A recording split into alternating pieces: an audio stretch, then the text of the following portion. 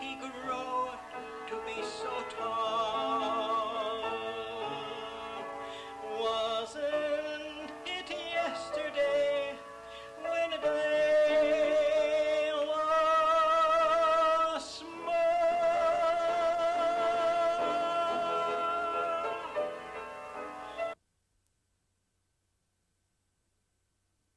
Well, the only thing I remember is I had typhoid fever, and the family was still together.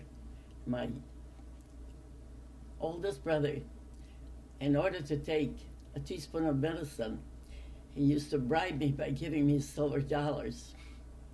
And at times he didn't have enough silver dollars, and I used to see him steal some of my silver dollars in order to give them to me again. And at that time I was only about 2.5 years old. And then after it was over with, I complained to my father that he's not fair. He takes my money, first he gives and then takes it away.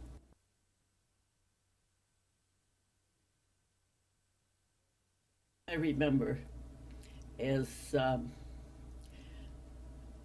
we still had the house, the big house, and the Bolsheviks came, and we were surrounded by water, and our house was up on a hill, and we were under a table hiding, and I remember one of the soldiers was telling my mother to distribute us to different parts of the apartment, and she says, no, if I go, all my children go with me. And they were shooting right from one side to the other. And because our home was the only brick house, so there was just like a hiding place for it. And within a short time, they came in and they said, we must go. We must get out as soon as we can, So they were throwing because you out our your own home. house was going to be demolished. So I remember running down the hill, all of us kids running with my mother down the hill, where there was an office from the flour mill. And we stayed there, and from then there's a lapse of memory. I don't remember. Next thing, we were in a small little apartment, didn't have any floors. It was just just dirt, and that's where we moved in and stayed. And I remember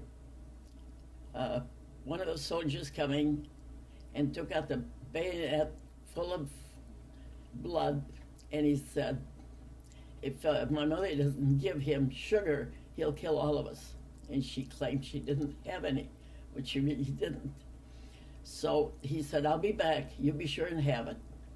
So she took the 3 little ones, the 2 older ones went away to someplace to hide.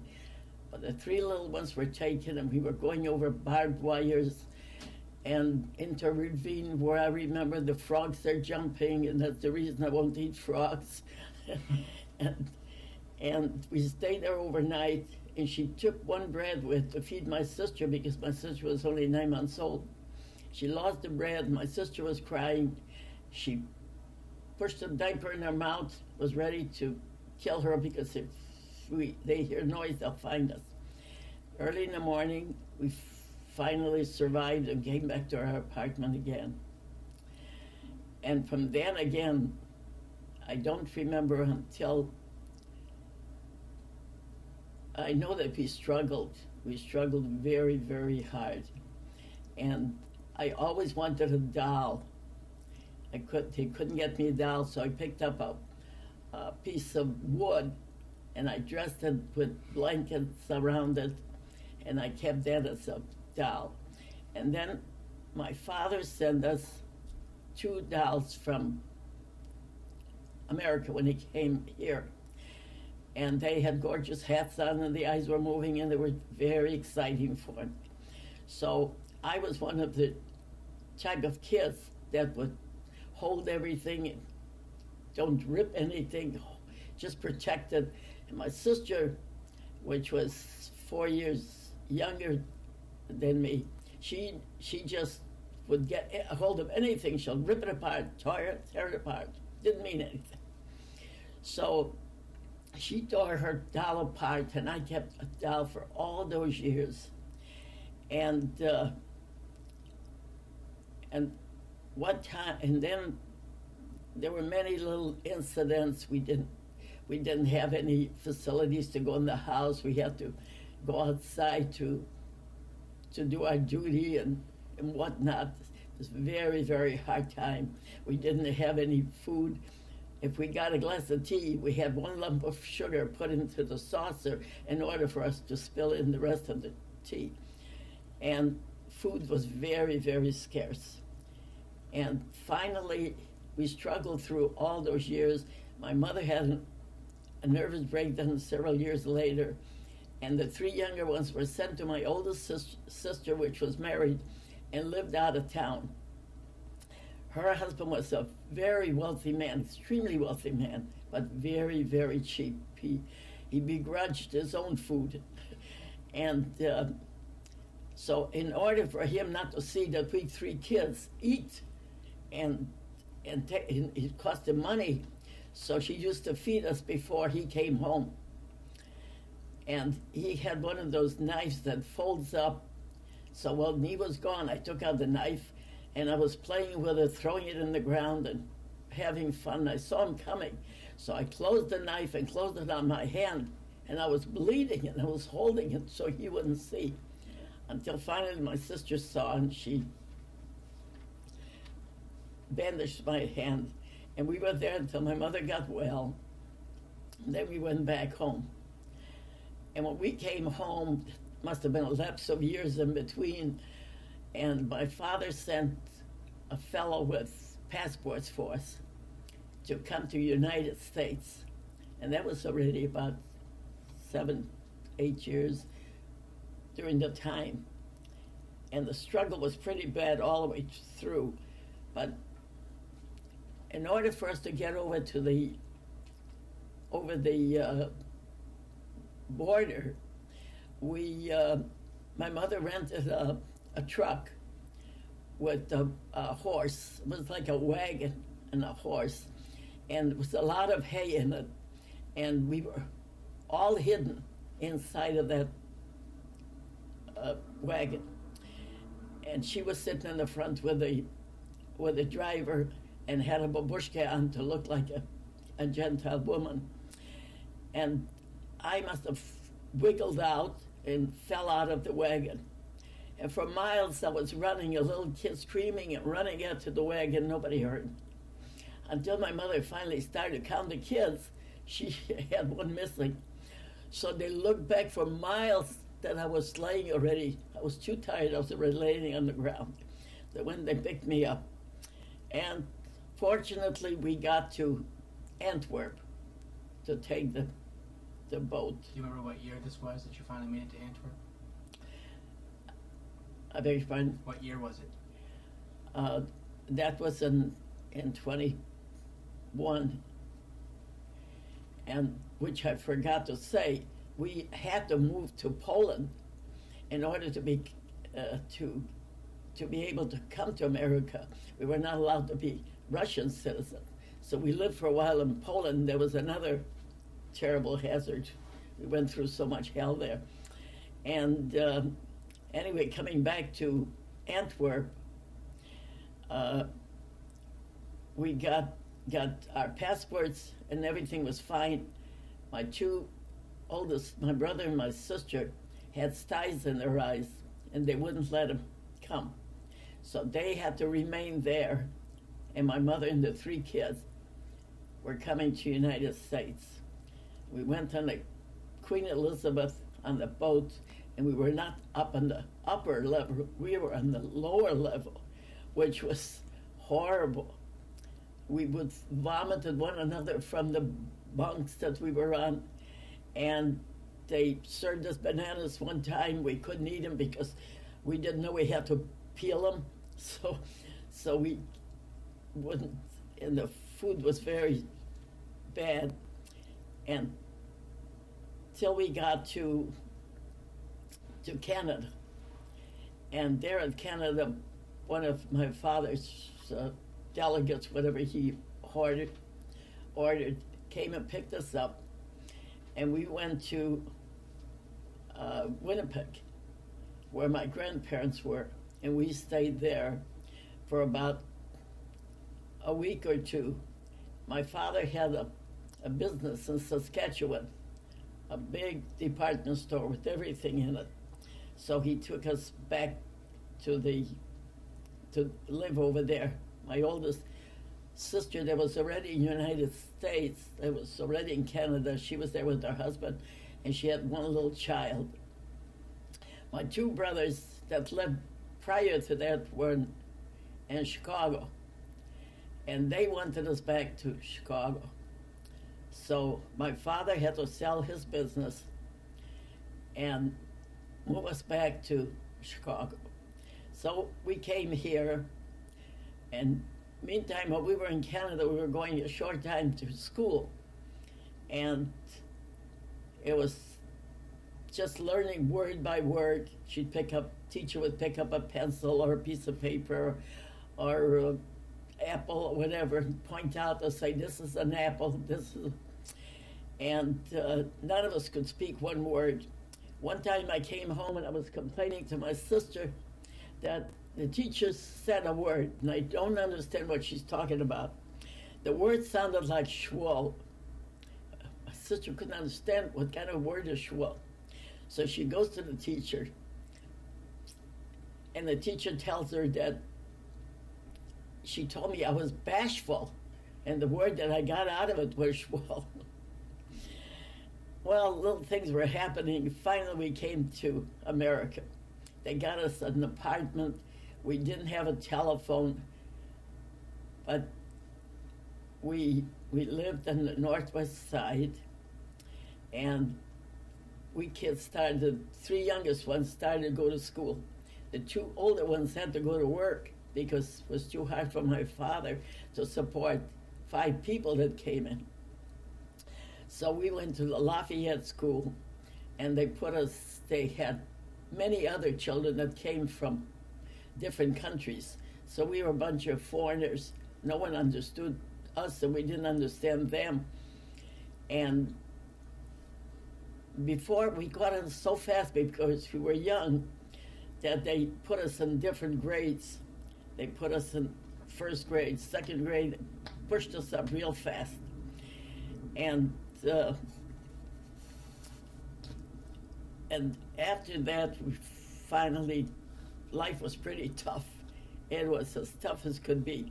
We had to wear one little skirt and a blouse, wash it out at night, put it on in the morning to go to school.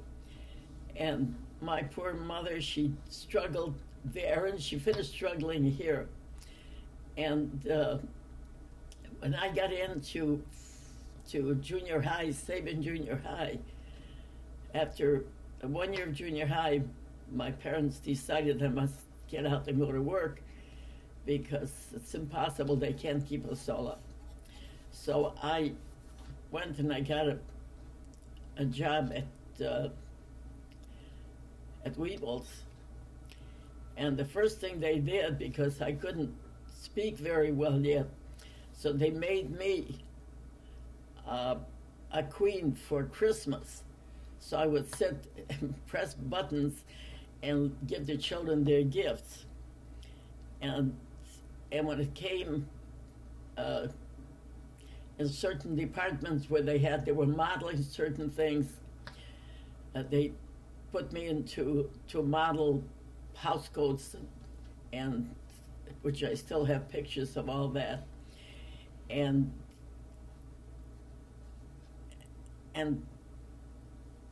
later on in years, when we finally I was already 12 years old, I met my husband, which was 13 years old. And we were going together for 7 years, but we couldn't get married because he was still going to college, and I was working, making very little, and our parents couldn't help us. And when we decided to get married, we couldn't have a wedding. So what my mother did was take us to a studio with a rabbi. And from there, we went to my sister-in-law's house. She had some corned beef sandwiches or whatever, little thing, and that was the wedding. And we stayed at my mother's house, which was very, very uncomfortable because my mother still had two more children in the house, my father and mother. There were four, and here we two are married. And so we decided we're going to pick us up and go to California because my husband used to sing. So we... Oh, anyway, we came to California, and he became a singing waiter, and I went to work for Bullock's. And then he went to all the studios, but it just didn't go. He didn't have enough experience. So we turned around. It was very lonesome for my family. We turned around, we came back home. And within a short time, I worked for Davis Company in downtown, and I became, and one of my brothers, my younger brother, all my brothers were wonderful. Did I move again? It's okay. And he was one of those that was a shrewd little proposition, was always looking for trouble and giving trouble. So we had a few dollars saved. So he suggested we go with him in business because one of my cousins had where he was selling all china of all sorts. So we were buying the chipped china, and we were staying in a little place and selling, which were doing very good. And one day I came back to the store. Everything was moved out. It never told me where or what. And there was my money gone. And we were staying with my mother again. Again, my poor mother had us. So when he came in the house, I was ready to kill him. I was jumping on him and killing him. It didn't do me any good. We lost all the money. So we started all over again, and here I am pregnant with my daughter. One of my friends suggested I have an abortion. And my mother said, not over my dead body, you're going to do that, which I'm so lucky until this day. And we finally got into an apartment for ourselves, and my husband started to work, and things were getting a little bit better. And eventually we got another child, and we moved into we moved from one apartment to another like gypsies because we couldn't afford anything. And we got into to Skokie and bought a little house. And the first thing was my daughter got married, and then my son got married, and the two of us, we thought we had the world. And one day, and then all the little grandchildren came. It was the greatest happiness in the world, which my husband was so lucky to get to see all of them. And one day we went to a party, and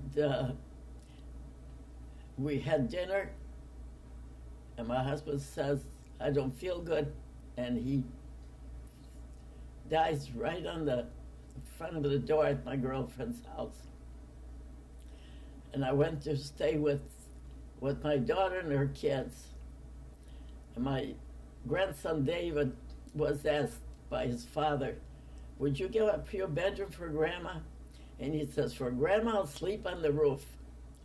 And I couldn't get back to the house, because if I'd come back to the house, I would see the piano jumping, the music running. I just couldn't bear it. So, meantime, my son got very sick, and they didn't expect him to live. And when he got a little better, he called up and he says, "Mom, would you open up the house for me?" And I said, "Yes." And I opened the house, and I made him well. And during that time that he was sick, I was a new driver and used to drive all the way out south to Billings. How I ever got there, I will never know. And there were plenty other things that went in between, which it could not possibly explain everything. But that was the end of the story. Thank you.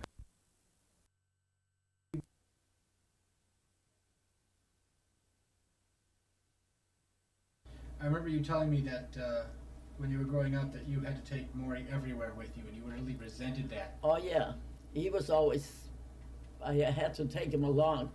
And one day I got good and angry, and I put a lot of burrs in his head, and they had to shave his head off, and I had to hide for a day.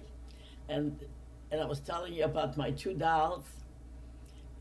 My sister, when we came halfway to America, they all started to say, and I was caressing my doll all these years, so they started to say, "Why don't you give your little sister the doll? You're a big girl already." So with crying, with tears in my heart, I gave her the doll. Took 2 minutes. Was bingo, no more doll. That was the end of my doll. I should have gone back to my wooden doll that I had. You were telling me once when you were growing up that they didn't supply you with education because only the boys yes. taught. They were teaching the boys. My mother hired a teacher because the boys had to be taught for the bar mitzvah. And I wanted to learn so bad that I used to hide under the table. But the teacher didn't like the idea that I was sitting there, so he would poke me with his feet to get out.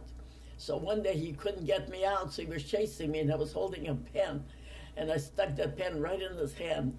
And he was chasing me. He would have killed me if he had caught me, but he couldn't catch me. I was all of 4.5 years old, and he couldn't stand it because I was trying to learn. You mentioned that you had a mill. Oh yes, my father. That was originally my grandfather's. My grandfather built 3 homes. That was the home we It had. was a flour mill? He had the flour mill, and he had the 3 homes. His 2 sons and the daughter lived with them. That's where we lived on the hill. So you had 3 homes on a hill there. On the hill. What was the name of the town that you lived in Russia? Lubar, Lubar. And the little town where we originally lived was Padinka. That was it's written in those papers there.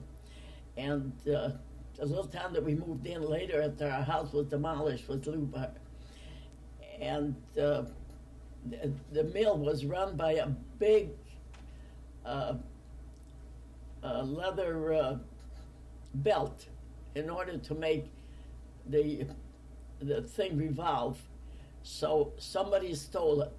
And who would they accuse?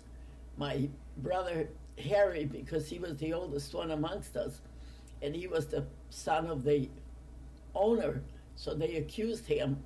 They took him and they kept questioning him so much that he got to the point that he was lying, because he thought if he'll tell him that he buried it someplace far away, they wouldn't go and they let him go. So they said, "We'll take you to that place, and if we don't find it where you tell us it is, we're going to bring you back and bury you alive," which they did. And we were, at that time, was a holiday, was Yom Kippur. And my mother was sitting in temple, and they came over and told her that her son is buried. So my mother grabbed the kids, grabbed the 3 little ones, and we ran there. And she was with her hands. She was trying to pull the dirt off to get him out of that grave. Until one fellow felt sorry for her, and he came and he helped her. And we got him out. He was blue. He wasn't alive anymore. But she put him also on one of these wagons with hay in it. We brought him home, and she revived him, and he lived for many years after that. Those were the incidentals that I left on, went all the way to my... Tell me some of the stories you remember about the Cossacks coming to your town and wreaking havoc. Do you remember some of the real terrible things that Oh, I remember, well, that one time that they came and they wanted sugar, that they came with that. And one day when they were chasing us and we were running, we came to some neighbors which had pity on us. They took us in and they dressed us up like little gentas, little shixies, and they kept us there for a while because otherwise they would have killed us. And we were frightened. We could never go outside. We had to hide. And even when we lived in our big house, before that, we had to hide because we never knew when they'd come in and ask for things. And if we didn't have what they wanted, the first thing they would do was shoot. And how we ever got by that we weren't killed was a miracle. But my mother was always so good. She used to right away say, I'll make your dinner, I'll bake for you, I'll do something for you. And that's how she was able to survive, that she was so good to all of them. So she was standing up to men carrying guns with bayonets. Yeah, right, she always said, is there anything that I can do? Just leave me live with my children, I'm struggling. And they would feel pity for her and they would let her. Did you ever see them kill anybody else in your village? What'd you say? Did you ever see them kill anybody else in your village? No. Okay. Just that I knew that my sister and our family were killed. You mentioned that your brother and sister had styes when they were trying to emigrate, but what are some of the techniques that your mom used when you were sick to try to cure you? Oh, that was another thing.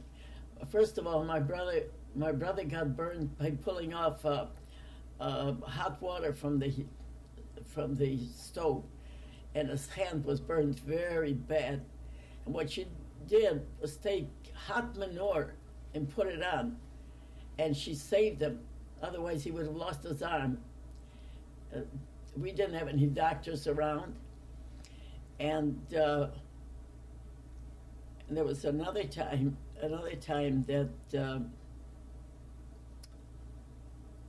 well, of course, that's when I was sick with typhoid. All the other kids, 4 kids, died, and I somehow survived. I suppose I was supposed to live.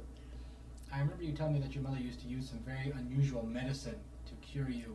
That's another thing. My sister, my brother, and my mother got sores on their head, and they called in some quack, whatever he was, and he put some hot stuff on them, and they lost their hair. My sister had to wear a wig.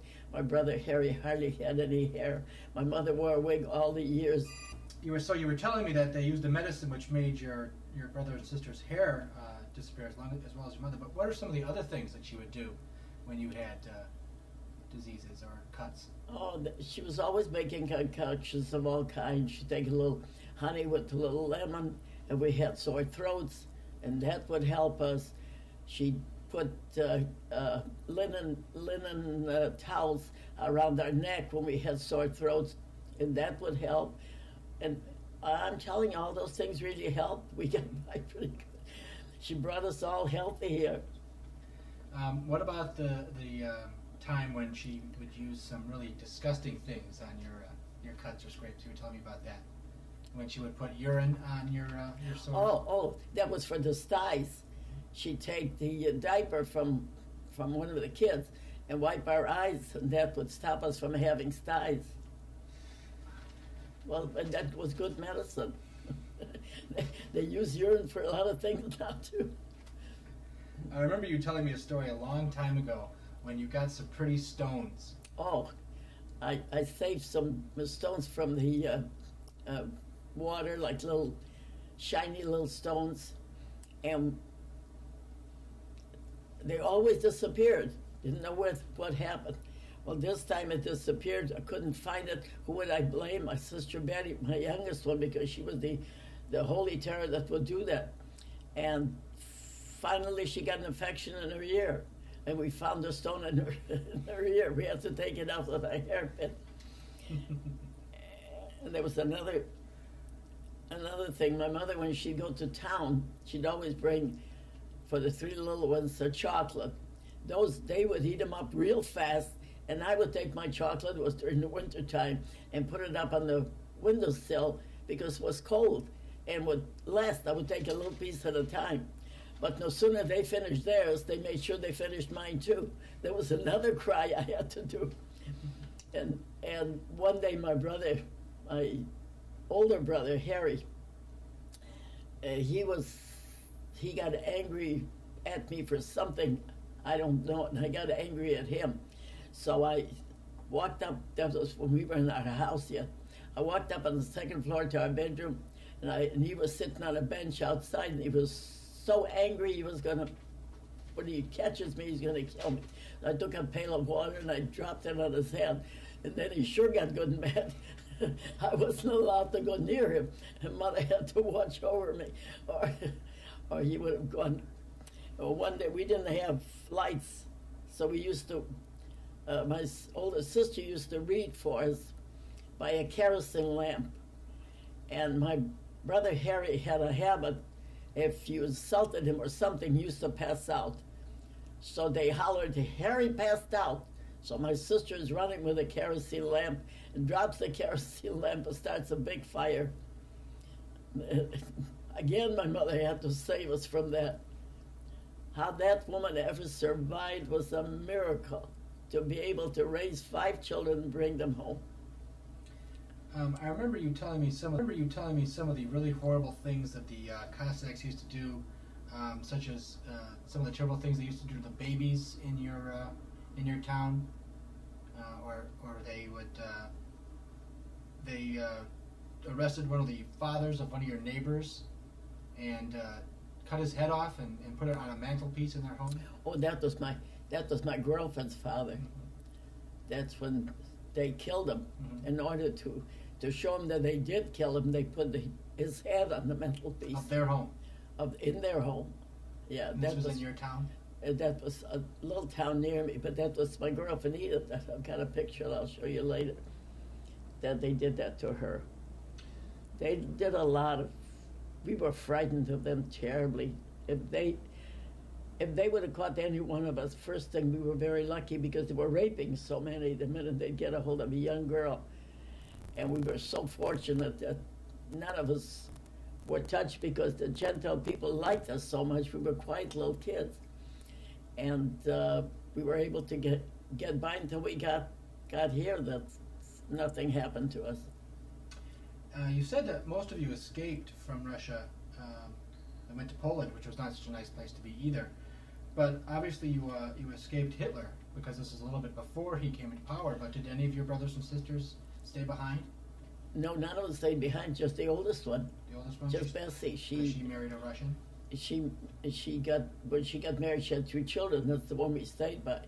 She's the one who was killed. And her son is in Israel now. That's the one that came to visit us one time. He was in the army, so he was kept alive. And here, while my children were little, and I hear my daughter-in-laws complaining. When they've got everything, they keep complaining. The noise is too much, and this is too much, and I had to take in home-finding children. I don't know if you know what home-finding children are. Children that our parents can take care of, and they give them to people that will take care of them and pay us for it. And I took in children with my own children. I took in a little girl, and I was raising her. So they paid me for her food and board. And when she came to me, she couldn't control her urine. I had to get up 3-4 times a night. She was already 12 years old when she came to me. And I kept her until she was 19 years old when she got married. This is Diane you're talking about. Diane. And it was pretty pretty tough. I took in sewing. I did everything I could to help. And now that I hear that with gorgeous homes and money besides, and they complain, I get over here 5 o'clock in the morning, 4 o'clock in the morning. I get the garbage man coming, wakes me up every morning, coming with a toot, toot, toot, toot, you know, and starts bouncing around with the garbage. And who am I going to complain to? I get nobody to complain. But listening to their complaint, I wonder to myself, how much can a person complain? I remember you telling me that when you were taking the train to Antwerp to get on the ship, that Harry and Gertrude were actually left behind. Yes, that's what I said before. They were left. Because of their hair. They came later on because of their eyes. Their eyes. They wouldn't let them through. They finally met up with you in Winnipeg later, though. And they finally came to Winnipeg. And they were the first ones that couldn't go to school because my father couldn't possibly get 5 people all the time right away and start making a living. So they had to go to work. They worked in a shop. One of them made hats. The other one, I don't know, Harry did everything. He worked in a gas station. They were good kids. They really did. The only one we had is Maury. He was the only one that was a miserable kid to raise. So after you left Russia and went by way of Antwerp to Winnipeg, you had a store there in Saskatchewan, and you all lived in the back of the store? We all lived in the back of the store. Mm-hmm. I think you told me a story once where Aunt Betty ate all of She opened up boxes of raisins and used to eat some of them and closed up the box until they finally caught up with my father. What are you selling me, half a box of raisins? But she was in whatever she can possibly do. She was right there. So when you were 14, you were too young to work. So when I was 14, I made myself 16 and went to work. And how did you do that? I just, when I took out my citizen papers, I made it 16 because I knew I had to go to work. And you got a no read And up to assignment? this day, I got those 2 years on me. But if they would have inquired to the school, because I was registered to the right age, but when I went for my citizen papers, I made it 2 more years so I can go to work. And my mother went with me to a lawyer, and she told him that it was true, but she had to lie. What can you do under the circumstances? I remember you telling me that your brothers had to get some money, so they sold. Oh, my brothers, in order to help us come here, was too much for my father. So the girls, my sister-in-laws were such a wonderful sister-in-laws that they pawned their rings in order to make money to help us come here. And that's why we were in a boat that we were way down below. So that's how you were able to afford to go on a boat, because your brothers pawned their wives' wedding rings. Because he was able to help us out to come here because we had no money at all. The little bit my mother was making was just enough to feed us. Let's talk about Papa Ben for a while. You met him at Humboldt Park, is that right? Met him at Humboldt Park, and he was not quite 13 because I went to his bar mitzvah. Where exactly did you meet him? What kind of event was it? Well, there were girls and boys. We used to dance on a platform there, and it was like a pavilion. And I couldn't speak very well, and he couldn't speak Jewish very well, so we had a hard time getting along. And I was trying to teach him Russian, and the word in Russian to say "I love you" is "Я тебя люблю." But if you want to say it, that's with an L. And I told him, say "люблю," but he said "люблю" with a U. That means "I'll kill you." Those are the 2 different words in Russian. And when my mother-in-law hated me so much before she even knew me. She despised me. She always used to tell me, my son could marry an actress. He don't need you.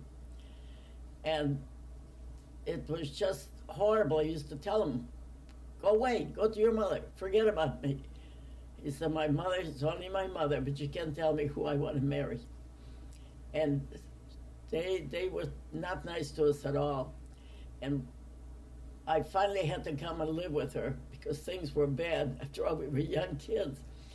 And she had an old apartment, those old apartments with a sun parlor. And when you come into the first doorway, there's a mirror where the closet is.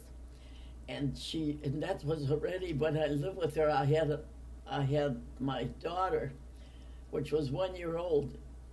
And I had to do all the washing of the floors and doing everything. So I bent down to do the floor, and she stood in the back of me, and I could see in the mirror. My sister-in-law walked out from the bedroom, and she said, don't do my bedroom, I'll do it myself. So my mother-in-law was shaking her head. Never mind, from the back. You know, and I could see her in the mirror, that she was pointing at me and says, she'll do it, she'll get into you. That's when I passed out. And I was very sick, and the doctors couldn't even know what was wrong with me until I said, if we don't get out of here, I'm through with you. I'm going back to my mother. So we moved in with my sister Betty. There was a lot of things in between that they can't even be described. I remember you telling me on your trip to California that you went with somebody. We wanted to go to California, so we hired a man, which was very cheap. He was advertised in the paper that he would drive us to California. When we got to Denver, we stopped in a hotel, and the guy went to his room, and we came over to sign in. And the fellow says to us, how did you get back here? How did you come here? Because he hated my husband, this guy that was driving him. He hated him, but he was so nice to me. And I had sandwiches with me. I was feeding him with sandwiches, and I was talking to him and everything. And he wouldn't even talk to him. And a few times he went down to get some beer or something. When he stopped off, I sure thought he's going to get a gun and come back and shoot us. But anyway, we got to Denver, and we got in, and this man says to me, will you do me a favor and go get you some other transportation? Get out right now while he's in his room, because he's brought so many people and killed them on the way. How did you get a hold of him? So we went to a bus line, and we got a bus that night, and we traveled halfway, and the bus started burning, and here I'm inside, and everybody's outside. They even forgot that I was inside. But just fortunately that they put out the fire, and they found me inside of the bus, and we got back to California. That was another trip. That was a wonderful trip. So you went down to half your trip with a murderer, and then escaped the murderer's clutches into a bus that had a fire. The fire. That's a nice trip. That was a nice trip to get there. So tell us about. We got to California. One of my cousins lived there, and she insisted we stay at there's a room in the apartment next to her. So we got in there. We had $700 with us, so we felt like millionaires. And my cousin was so bad off, she asked me for a loan. So I gave her $400 out of my $700. And she said, you won't be able to get a job here. It's impossible. I went down the first day, and right away they called me. And, she said, some miracle. How did you get a job so fast? And we stayed at this place for a while. We finally couldn't stand it anymore because they had 3 different doors that were opening up. Every time we go into the washroom, we have to close 3 doors. If we forget one, somebody would walk in on us. So I remember you telling me that there were a lot of bugs in that apartment too. That was when we went out and got ourselves a little apartment. We finally moved out of that place and got ourselves a little apartment. And I bought bulbs, and I bought for the shelving and whatnot, and I was fixing it a whole night long. Finally, we were tired and we went to bed. We went to bed, and I can't fall asleep. We both of us scratching something horrible. We put on the light. We were full of blood because we were smashing all those bed bugs all over us. We got up and we sat on our suitcases the whole night. In the morning, we went to a $1 court. We got in, and I'm crying for the judge and telling him my story, and got paper that is full of blood showing him what those bugs did. And she doesn't want to give us back. We didn't even sleep the one night. She won't give us back the rent. She won't give us back for what we spent. And the judge listened to me, and he turned around and he said, you give them back the rent, and give them back for the bulbs, and give them back for whatever they spent. Every dollar that they spent. And we had to move to another place. Wherever we went, bad luck went right with us. He finally got himself work at a shoe store because he couldn't get in to do any singing. At the opera. Yes, he finally got a shoe store job. And there was a man that used to drive me every morning from our little cottage, used to drive me to work. And he was an elderly man, but he took a liking to me, and his wife was so jealous that she went and she blew his tires every morning so he wouldn't be able to take me to work. So I said, honey, let's move out of here. It won't work. It doesn't go because this guy wouldn't leave me alone. One day, I'm getting dressed early in the morning to go to work, and he's climbing up the window to look through the window to see if he can find me undressed. Well, my husband almost killed him that day, but then we moved out of there again to get away from it. Those were little incidentals here and there of grandmother's life. My paper. My grandfather. Nachum My Lerman? father's father. And that's my grandmother with her grandchildren from her side. 4 grandchildren. Okay. 3, 4. Grandfather and grandmother. That's my grandmother, grandfather, and my father's sister.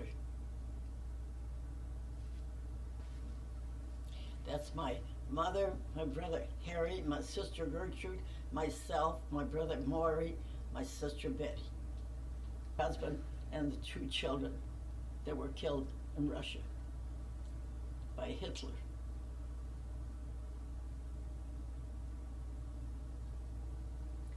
These are my 2 brothers and a sister that came with my father to America. My brother Ben, my brother Al, my sister Esther.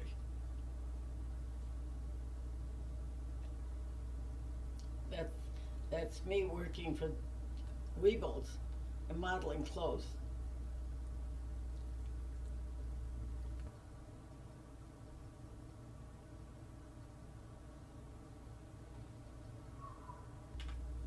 This is my sister Bessie. She was killed by Hitler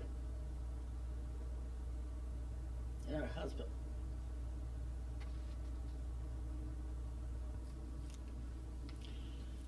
That's my 2 friends, Betty Cutler and Edith Gaynor, and myself. We went to some party which I don't know.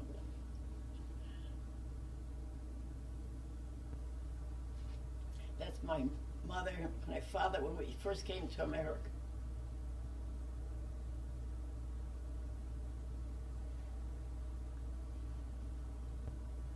My father, my 2 brothers, and my sister. The rest are cousins. How do we know which is which?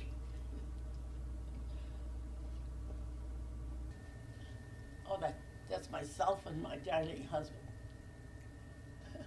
He does look like Ann and Ann. This is the Lerman family, the entire family, one of the cousins' wedding. Couldn't possibly start giving all the names. Start on the upper left and we'll go across. No, no way. I can't even see them from here. These are my grandchildren. That's David, Scott, Rick, Kenny, Greg, and Brad.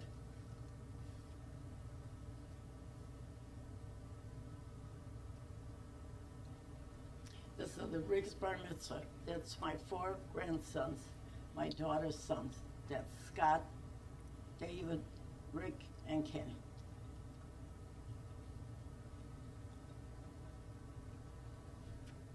That's my husband and myself as we were bridesmaids. Bridesmaid, my started. Again. That's my daughter Lona, my son Harvey, at her wedding. They were married 45 years ago. 45 years ago.